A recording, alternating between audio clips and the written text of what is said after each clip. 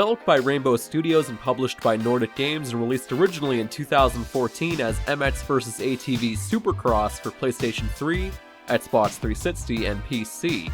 Originally a THQ property, during their untimely demise and bankruptcy in 2013, Nordic Games purchased the MX vs ATV franchise and developer Rainbow Studios, along with a few other properties including Red Faction and Darksiders.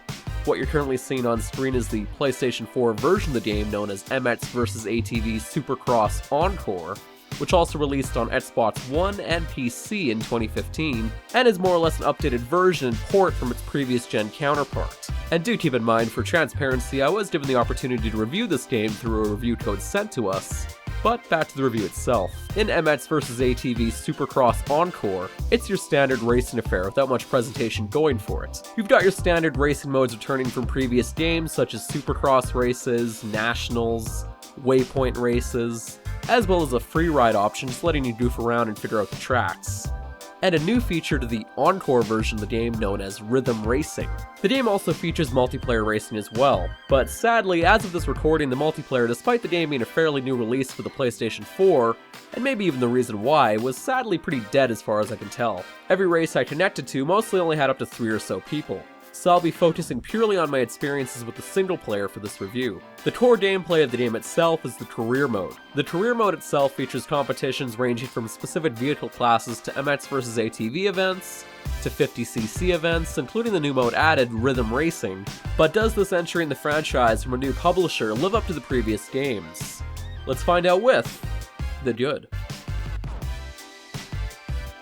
Probably my favorite thing about MX vs ATV Supercross is the humor of the franchise thankfully remained intact. The number of outfits, clothing options, and helmets you can unlock are pretty fantastic. The customization for clothing in your vehicles overall isn't very in-depth, but the funnier outfits themselves more than make up for it in my opinion, but mind you, this is pretty subjective.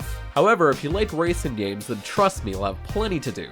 The career mode itself has a little under 200 races overall for you to complete. If, however, you aim to race every competition and unlock everything available to you. Not to mention the game also has plenty of tricks you can do while racing with a number of different combinations to play around with.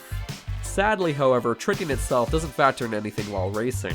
The soundtrack overall is pretty great as well. It's mostly just generic rock and metal songs, but it works overall as background music as you're racing.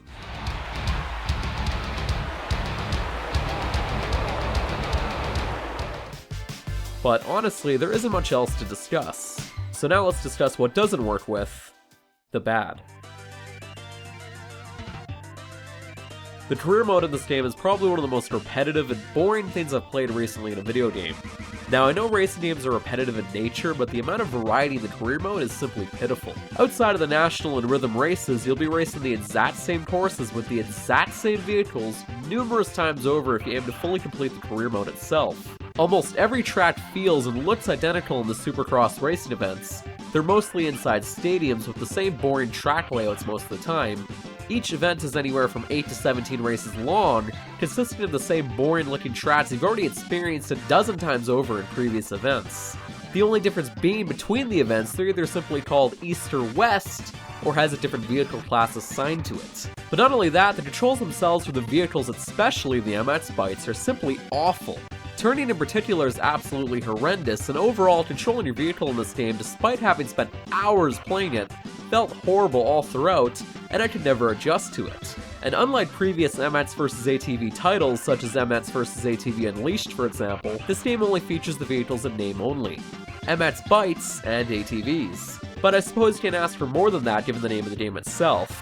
One other issue I noticed during my time spent with MX vs ATV was just how awful the AI was. One moment they're going extremely fast and leaving you in the dirt, until you race enough tracks to unlock random upgrades for your vehicle. But once you have upgraded your vehicle, trust me when I say this, the game will throw zero challenge whatsoever your way. To test this, I even set the difficulty to the highest setting available, all time, to actually see if the AI itself would become any bit more challenging. The results were surprising to say the least. The AI completely missed the final waypoint marker, placing me from 3rd place to 1st place at the end of the race. At first I thought it was a random fluke, so I decided to record it this time and race it again 2 more times, only to discover they did the exact same mistakes in those races. In fact, the only noticeable differences I noticed on the all-time difficulty setting was the AI got slightly faster, which mind you doesn't help any if they can't even stay on the track itself. The only other thing I noticed was a lot of the racing assets were disabled, making the already frustrating controls even more terrible. So basically, the difficulty settings don't do jack squat to throw challenge your way, and make the game even more frustrating.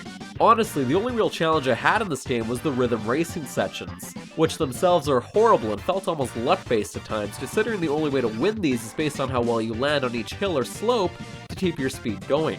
The whole point of the rhythm racing events themselves is you're racing in a straight line from one end to the other, with a ton of different slopes and hills in between it all, that you then have to expertly navigate through by hitting the ramps at the proper speed, hence the name rhythm racing. However, the problem is you can't see most of the time what's ahead of you due to the large hills in front of you as you race them. So it ends up being a guessing game how fast you should be hitting each hill altogether, not to mention the terrible AI itself will be crashing and bumping into you all over the place during the race. So the only real way to win these I found is having the track itself fully memorized through some more repetition as you replay them after losing a bunch, and praying to God the AI doesn't randomly slam into you. Or better yet, hoping something like this doesn't happen.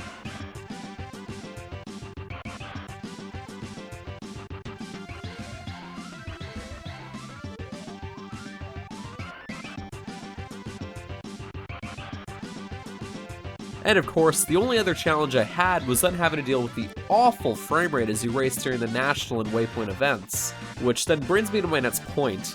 Now, graphically, MX vs. ATV Supercross is nothing too incredible. It's passable at best for a racing game, but I honestly don't understand how this was released on current-gen consoles, and can still look this bland and more notably, run this horrible. My biggest issue with MX vs. ATV is how terribly it runs on current-gen hardware, especially considering how dated the game itself looks. Outside of the Supercross events, which are indoor stadiums and tracks mostly, once the game starts letting you race in the national, rhythm, and waypoint racing events, and brings you to the great outdoors, the frame rate just simply tanks to a crawl, making the already horrendous controls almost completely unplayable at times, and the frame rate sometimes drops to below 20 FPS, which in a racing game is just completely unacceptable.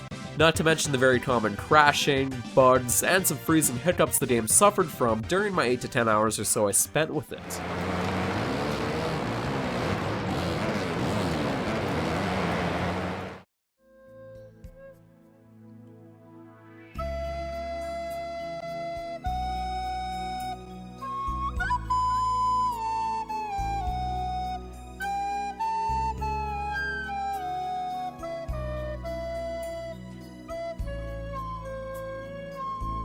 But now it's time for the opinion.